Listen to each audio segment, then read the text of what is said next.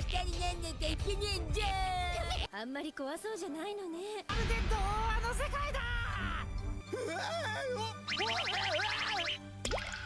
この魚人島で必ず会いてえやつがいるんだ。じっと隠れててね。お前らの言うことは聞かない。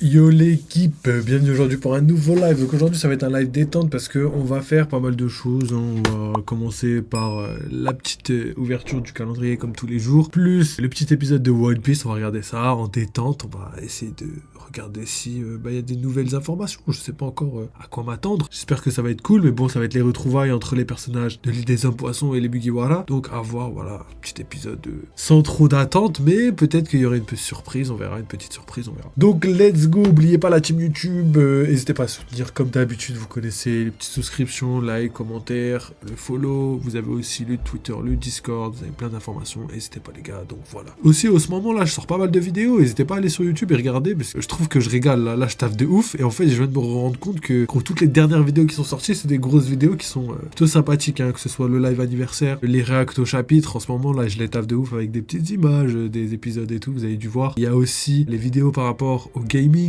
Avec, voilà, pour la nouvelle map, là, la citadelle des morts, tout ça, vous avez les 4 épées dans BO6, donc n'hésitez pas à les checker si jamais vous voulez, et puis voilà, quoi, il y a des grosses vidéos qui arrivent, donc voilà, tout ça pour vous dire que, voilà, on régale un petit peu. Et aujourd'hui, détente, on va essayer de rattraper un petit peu, parce que j'ai d'autres vidéos encore à préparer, j'ai des vidéos sur des mangas, je crois qu'il y a Kagura Baki, on en a parlé, Bachi ou Baki, je sais pas encore, qui arrive. Il y a une vidéo discussion aussi qui arrive par rapport à, je sais plus, je crois que c'était par rapport à Garp. On a parlé un petit peu de tout ça. Donc voilà les gars, c'était des interrogations du chat, on en a parlé. Donc voilà. Bon voilà, je vais pas éterniser un petit peu le début de live et aussi le début de la vidéo YouTube. Donc voilà les gars, n'hésitez pas, il y a plein de trucs. Let's go, on va commencer par le petit calendrier. On a 2 cases à ouvrir. Je sais même plus c'est quoi du coup. Je crois qu'il y a One Piece, il y a une case sur One Piece. C'est vrai que j'ai oublié, mais il y a une case sur One Piece aujourd'hui. Donc c'est parti. On commence avec l'ouverture du calendrier Netflix. Donc aujourd'hui on en a 2 à ouvrir, donc ça c'est assez lourd parce que du coup on va pouvoir voir 2 choses différentes. Et il y en a une, j'oublie toujours ça,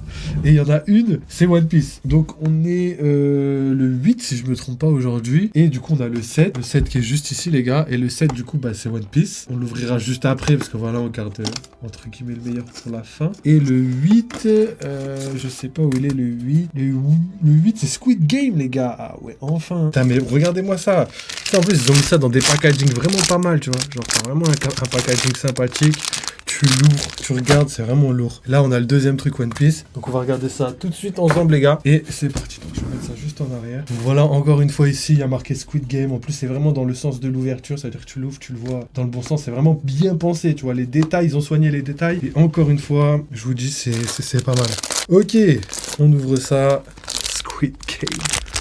Et du coup, Waouh, regardez ce qu'on a à l'intérieur. On a une petite figurine. Et je pense que du coup, il y a moyen qu'on ait les 3. Parce que je crois qu'il y a un rond, un triangle et un carré. Et il y a moyen qu'on ait les 3. Ça veut dire que là, on en a un. Et que là, dans le reste du calendrier, il y en a plusieurs. Au niveau de la taille, on en a 2. Ouais, si c'est vrai, je crois que c'est ça. On en a 2 autres qui sont à peu près de la même taille. Et on a un dernier truc de Squid Game, le 19, qui est complètement différent. Donc, ouais, je pense qu'on va avoir 3 figurines. Et les 3 figurines vont être en adéquation avec ça. Donc voilà, je vous le pose là. Comme ça, vous pouvez le voir dans le fond, même s'il est dans le flou. Et du coup, l'ouverture du jour précédent qu'on a oublié hier, c'est One Piece. Du coup, on a voilà une petite pochette, voilà avec un espèce de drapeau qui ressemble plus à le live action que le drapeau de Luffy dans le manga.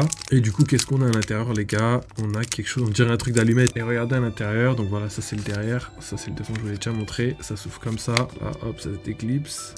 Et à l'intérieur, on a quoi? On a des petits autocollants. Wesh, regardez-moi ça. En plus, ils sont stylés. Bon, c'est pas fou, mais en vrai, c'est stylé, tu vois. Ça, tu vois, il y a moyen que j'en colle un, je sais pas où. Qu'on a aussi l'escargophone, le fruit du démon de Luffy, anciennement Gomu Gomu et nouvellement Ito Ito. Un petit drapeau de Luffy version live action, en mode un peu plus réaliste, un peu plus vénère. Et le dernier, c'est voilà, le petit logo Netflix en vert. Je sais pas pourquoi vert. Donc voilà. Donc voilà pour le calendrier de Netflix, mais c'était cool, tu vois. T'as des petits trucs et tout. Bon, c'est pas ce que j'aurais préféré. Tu vois, limite, la petite figurine de Squid Game, je préfère au truc One Piece en mode autocollant, tu vois. Après, autocollant, c'est vrai que ça, c'est les Japonais, ils adorent ça. Il y en a plein et tout. J'en ai, en plus, j'en ai d'autres. J'en ai même acheté au Japon. Mais là, on verra si on pourra trouver quelque chose de mieux, hein, je sais pas. Hein. On verra dans le calendrier, mais il y a moyen que... Il nous reste quoi? Il nous reste 2 One Piece encore. Donc let's go, voilà, on met ça dans le décor et on a terminé. Voilà, on va préparer l'épisode et puis let's go, on va regarder l'épisode les gars, j'espère que vous êtes bien prêts. Hein. Donc je vous mets l'épisode, on enchaîne directement, comme ça voilà, on pourra regarder. Et de toute façon, si vous avez des interrogations, si vous avez quoi que ce soit, n'hésitez pas à me le dire les gars, on va parler de tout ça à la fin dans tous les cas. Donc let's go. On fait ça et c'est parti.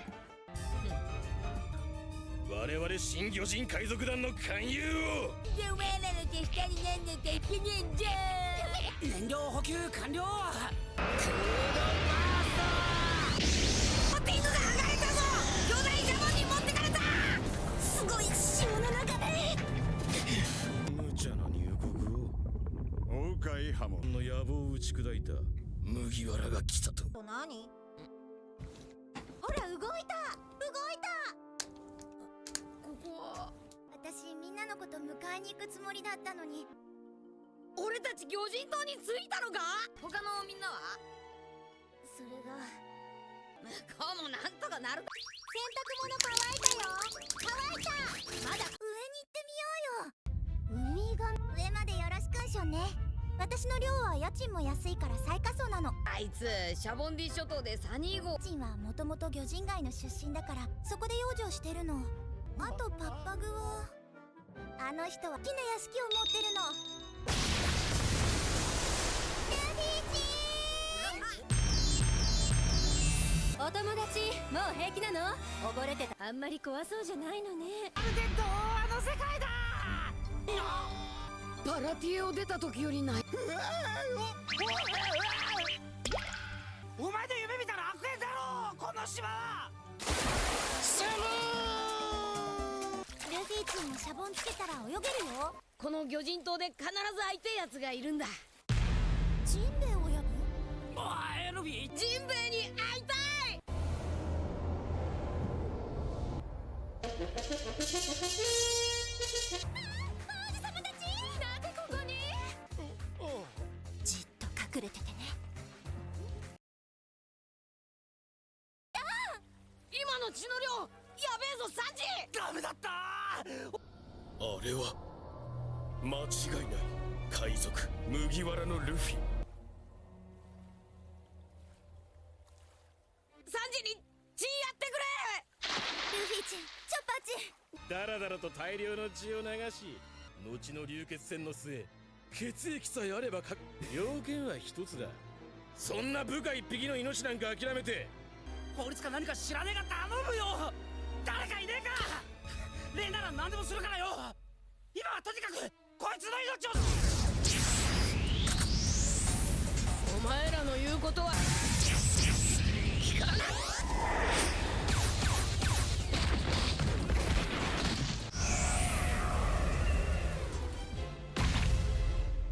さて町へ行こう町の港には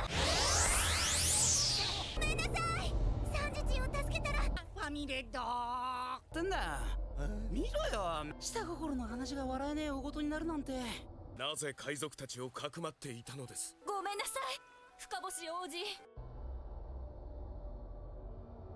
ジンベエの伝言も Ouais, ça s'est arrêté comme ça. Le message de Jinbei. ありがとうみんな俺のために思い出すんじゃねえぞ海底の恐怖俺はなる Donc let's go pour le débrief. Donc en vrai, petit épisode assez sympathique parce que voilà, on a eu des informations qu'on connaissait déjà, mais par rapport à ce qui se passe actuellement dans le manga, on peut mettre les deux informations en parallèle et personnellement, je trouve qu'il y a des ressemblances qui sont quand même flagrantes. Donc déjà au niveau de l'analyse, découpage de l'épisode, donc ça va vite comme d'habitude, mais là on n'a pas le choix. Mais par contre, là je trouve que c'est ultra bien découpé. On a l'histoire qui se déroule sans que ce soit trop gênant. J'ai senti 2-3 moments, mais bon voilà, c'est parce que voilà, je connais très très bien, j'ai regardé 15 000 fois, donc forcément je vois les petites accélérations, mais c'est pas du tout gênant pour un lecteur ou un téléspectateur qui regarde comme ça. Il va kiffer, tu vois. Il va kiffer parce que voilà, toutes les informations sont réunies. Il n'y a pas de moment mou. Là, il y a vraiment une dynamique beaucoup plus longue. Moi, ce qui m'a choqué, c'est plus la fin, parce que pour moi, elle s'arrête brusquement, tu vois. Je m'attendais pas à ça. Par contre, ils l'ont quand même fait plutôt correctement, étant donné que voilà, il y a une petite phrase, il y a la fin, en gros, et après, enfin, to be continued, et après, il y a le petit message, je n'ai pas pu lui délivrer, le message de Jinbei. Donc voilà, c'est grave cool, moi j'ai bien aimé, et je trouve ça quand même quali, en vrai, au niveau des traits, on voit plus rien, hein, des lignes qui étaient un peu plus épaisses, on voit plus rien, hein, même si on voit la différence, tu vois. J'ai une petite préférence pour les traits fins, mais je sais pas pourquoi ils ont décidé ça, peut-être pour accentuer les expressions du visage, je sais pas, peut-être que c'est plus simple, j'en sais rien, mais peut-être qu'ils voulaient le remettre au goût du jour en mettant une petite modification. Je sais pas pourquoi ils ont fait ça, mais j'ai quand même un petit fait pour les traits fins. Ils auraient pu mettre un trait fin, mais un peu plus marqué, tu vois. Genre, au lieu de mettre un trait épais, plutôt mettre un trait plus marqué, c'est-à-dire peut-être plus foncé, beaucoup plus noir, qui montre les mouvements beaucoup mieux, tu vois, en beaucoup mieux. Mais là, malheureusement, c'est pas du tout ce qui s'est passé, mais bon. C'est pas trop grave. Donc voilà, maintenant on va passer plutôt au parallèle, comme je le disais au début. Moi, ce qui m'a impressionné, c'est qu'on a vraiment énormément de parallèles avec Elbaf. Pour moi, Elbaf, c'est plus un parallèle avec Skypiea. Vous voyez, le ciel et cumulonimbus, etc., etc. Parallèle, pour moi, est plus axé avec Skypiea. Pourtant, là, quand on voit cet épisode, on a vraiment énormément de parallèles. Comme par exemple, le fait que normalement, quand ils vont arriver sur l'île, que ce soit d'Elbaf ou des îles Poissons, ils doivent être accueillis en héros. Pourquoi ? Parce que voilà, tout le monde les kiffe là-bas, ils ont énormément de connaissances. En plus de ça, le fait que Luffy soit Nika, etc., fait que les géants l'adorent. Le fait que Ajurujin ait prêté allégeance à Luffy, normalement les gens l'adorent. Et pareil pour l'île des hommes poissons. Il a sauvé Kaimi, il a tapé un Tenryubito, donc voilà, ça montre un petit peu que Luffy normalement devrait être accueilli en héros, et en plus, il a été accueilli en héros, et c'est aussi valable pour Elbaf, mais là on voit que tout va s'inverser. Pourquoi ? Parce que déjà, pour l'île des hommes poissons, en fait, ils vont vouloir l'arrêter, parce que voilà, la prédiction dit que Luffy va détruire l'île des hommes poissons et ça va finir par arriver, j'en suis sûr. Et moi, personnellement, je trouve que c'est cohérent dans le sens où sur l'île d'Elbaf, c'est la même chose, c'est-à-dire qu'on a d'abord Luffy qui arrive en tant que héros, il arrive, il doit venir faire son festin, machin chose et tout, sauf qu'il a une petite discussion avec Loki, et le problème, c'est que